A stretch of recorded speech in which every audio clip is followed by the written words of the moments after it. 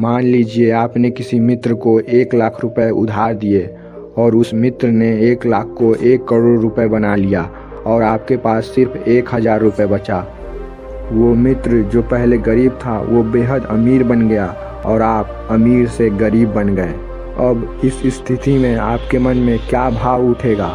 क्या आपके मन में ईर्ष्या पैदा होगी या आप उसकी तरक्की से खुश होंगे? आज की जो मैं आपको बौद्ध कहानी सुनाने वाला हूँ वो आपके मन को एकदम निर्मल बना देगी। जो भी आपके मन में ईर्ष्या के भाव उठते हैं उन सब का जवाब आपको इस कहानी में मिलेगा। इससे पहले कि आप इस कहानी में खो जाएं, इस चैनल को सब्सक्राइब जरूर कर लें। एक बार की बात है, एक आदमी बुद्ध के पास आता है और कहता है, हे बुद्ध, मैं एक व्यापारी हूँ। मेरे ही मित्र ने मुझे बर्बाद कर दिया है।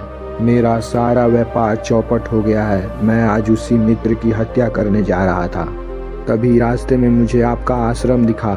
मैंने सुना है कि आप सभी समस्याओं का हल कर देते हैं। क्या आप मेरी भी सहायता कर सकते हैं?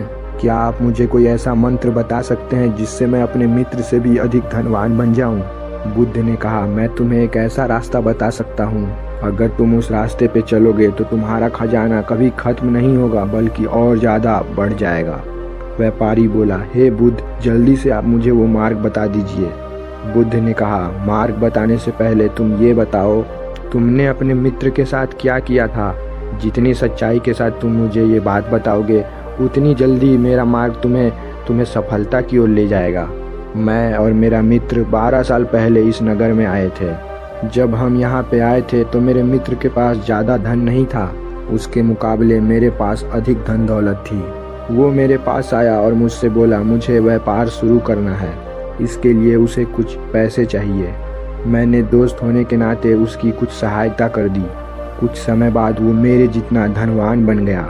उसका व्यापार बहुत आगे बढ़ा। मुझे भी बहुत खुशी हुई। मेरा दोस्त आगे बढ़ रहा है और उसका जीवन भी अच्छा चल रहा है। लेकिन आने वाले कुछ सालों में उसका व्यापार और भी आगे बढ़ा और वो मुझसे भी ज़्यादा अमीर बन गया। मुझे ये सब देखकर उससे ईर्ष्या होने लगी। मुझे उसकी ये तरक्की मुझसे बर्दाश्त नहीं हो रही थी। मैं नहीं चाहता था कि वो मुझसे अधिक पैसे वाला बने। ये सब देखकर मेरी रातों की नींद उड़ गई थी। मैंने ठान लिया था कि मैं उसके व्यापार को बर्बाद कर दूंगा और अपनी इस मनोशंका को पूरा करने के लिए मैंने न जाने कितने षड्यंत्र रचे। इससे उसका तो बहुत थोड़ा नुकसान हुआ, लेकिन मैं इस चक्कर में बहुत बर्बाद हो गया। मेरा सारा व्यापार बर्बाद हो गया। मैं कर्जदार हो गया। मेरे बीवी बच्चे रास्ते पर आ गए।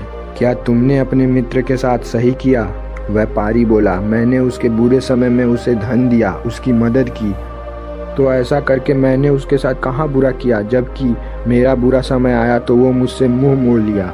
अगर मेरा मित्र चाहता तो वो मुझे भी आगे बढ़ा सकता था, मुझे भी और अमीर बना सकता था, लेकिन उसने ऐसा नहीं किया। उसने अपना अलग रास्ता बना लिया। उसने सिर्फ अपने बारे में सोचा। वो भूल गया कि मैं इसी के वजह से अमीर बना हूँ। वो ये भूल गया कि इसी के दिए हुए पैसे से वो आगे बढ़ रहा है। बुद्ध ने कहा कि जब वो आगे बढ़ रहा था तो क्या तुमने उन्नति नहीं की? आदमी ने बोला, मेरे व्यापार में भी उन्नति हुई लेकिन मेरे मित्र जितनी नहीं हुई। बुद्ध ने बोला, आखिर तुम्हें किस चीज़ की कमी थी? व्यक्ति ने कहा, मुझे किसी चीज़ की कमी नहीं थी। मैं बस ये नहीं चाहता था कि मेरा मित्र मुझसे अधिक आगे बढ़े, मुझसे अधिक धनवान बने। बुद्ध ने कहा, आखिर क्यों? क्या तुम्हारे मित्र से अधिक धनवान इस दुनिया में कोई नहीं है? वो आदमी बोला, हाँ है, मेरे मित्र से भी अधिक अमीर मेरे नगर में हैं। बुद्ध ने कहा, फिर आखिर तुम क्यों अपने मित्र से ही अधिक धनवान बनना चाहते हो? जो दूसरे व्यापारी इस नगर में अधिक धनवान हैं उनसे भी अधिक अमीर तुम बनना क्यों नहीं चाहते हो? दरअसल हम हमारे से नीचे किसी भी आदमी को जो हमारे दया का पात्र है उसे आगे बढ़ता देखना नहीं चाहते। हम चाहते हैं कि वो हमेशा हमारी दया का ही पात्र बना रहे। फिर जब वो हमसे आगे बढ़ जाता है तो हम अपने चेहरे पे मुखौटा लगाकर उन्हें दिखा तो देते हैं कि हम उनकी सफलता से खुश हैं, लेकिन अंदर ही अंदर हम ईर्ष्या की आग में जल रहे होते हैं। हम ये हमेशा सोचते रहते हैं कि वो हमसे आगे कैसे बढ़ गया। फिर हमें रात को नींद नहीं आती है, हमें कुछ अच्छा नहीं लगता है। बस दिन रात हम यही सोचते रहते हैं कि उसका नुकसान कैसे हो जाए, वह फिर से हमारा दया का पात्र कैसे बन जाए। इसके लिए हम लोग अब षड्यंत्र रचना शुरू कर देते हैं। और उसका नुकसान करने के चक्कर में हम अपना सुख चैन सब खो देते हैं। उसका नुकसान हो या ना हो, अपना नुकसान कर बैठते हैं। भगवान बुद्ध ने कहा, तुम अगर चाहते तो अपने मित्र की उन्नति को सहनशील के द्वारा बर्दाश्त कर सकते थे और अपने व्यापार में भी उन्नति कर सकते थे। तुम में कोई कमी नहीं थी, तुमने खुद ही अपने व्यापार को बर्बाद कर दिया। उस आदमी ने कहा, हे बुद्ध, आप मुझे ये ना बताएं मैंने क्या गलत और क्या सही किया, बल्कि आप मुझे वो मार्ग बताएं जिससे कि मैं अपने मित्र से भी आगे बढ़ सकूं। बुद्ध ने कहा, क्या तुम अपना सब कुछ दांव पर लगाने के लिए तैयार हो?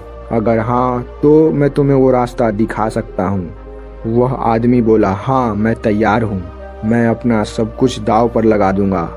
फिर तुम्हें मैं जैसे करने को कहता हूँ तुम वैसे करो। ऐसा करके तुम अपने मित्र से 1 साल में ही बहुत आगे निकल जाओगे और ऐसे संपत्ति के मालिक बन जाओगे जो कभी खत्म नहीं होगी। तुम सबसे पहले अपने मित्र के पास जाओ और उससे एक नया व्यापार शुरू करने के लिए थोड़े से धन मांगो। उस आदमी ने कहा, हे बुद्ध, ये आप क्या कह रहे हैं? बुद्ध, मैं अपने मित्र से नहीं मांग सकता। बुद्ध मुस्कुराए और बोले, अगर तुम्हें वो संपत्ति चाहिए तो तुम्हें ऐसा करना ही होगा। जाओ अपने दोस्त से धन मांगो, अपने दोस्त से धन लेकर आओ और अपना व्यापार शुरू करो। और यही नहीं, रोज तुम्हें यहाँ आश्रम में आकर भिक्षुओं से 1 साल तक ध्यान सीखना होगा और जो भी तुम कमाओ उसमें से उतना ही रखना जितना कि तुम्हें ज़रूरत हो और बाकी सब गरीबों में दान कर देना और लोगों को मदद करने के लिए उपयोग करना। नशा मत करना, निंदा मत करना और अपना व्यापार पूरी ईमानदारी से करना। कोई षड्यंत्र मत करना। तुम 1 साल तक ऐसा ही करो, तब देखना तुम्हें वो खजाना मिल जाएगा जो कभी खत्म नहीं होता। तुम बन जाओगे दुनिया के सबसे अमीर आदमी।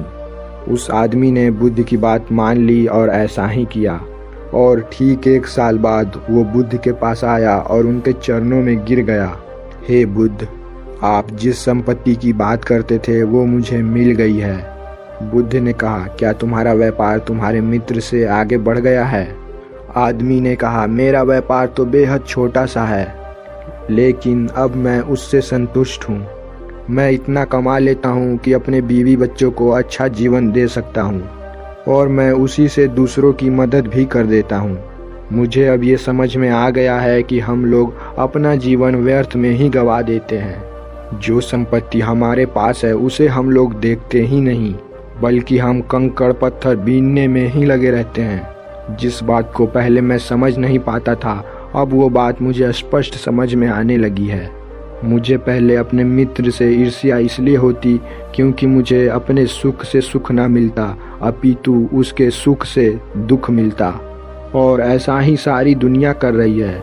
लोग दूसरे को सुख देख करके दुखी हो जाते हैं, उन्हें अपना सुख तो दिखता ही नहीं, और ऐसा हमारे मन के कारण होता है। हे बुद्ध, अब मैं अपने मन को समझ गया हूँ। अब मुझे अपने मन के ऊपर हंसी आती है कि मैं किन छोटी छोटी बातों में उलझा हुआ था। हे बुद्ध, अगर आप मेरे जीवन में नहीं आते तो मैं ये बात कभी समझ ही नहीं पाता।